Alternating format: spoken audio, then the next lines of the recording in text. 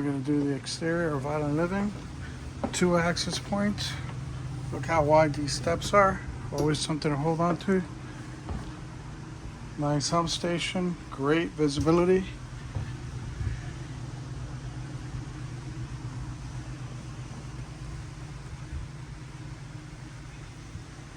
Nice big table. Big barbecue. The fridge. Ice maker. This seat flips.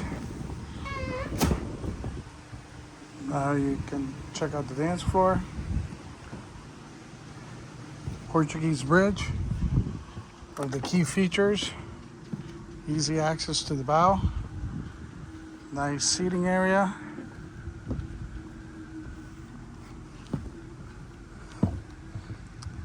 You actually have another little cabinet in here. One small berth. Most people just use it for storage. And there's a head on the other side. Look at this beautiful vessel. Nice wide gunnels. Again, something always to hold on to. Look, I'm kind of running through here. Hope you enjoyed the tour.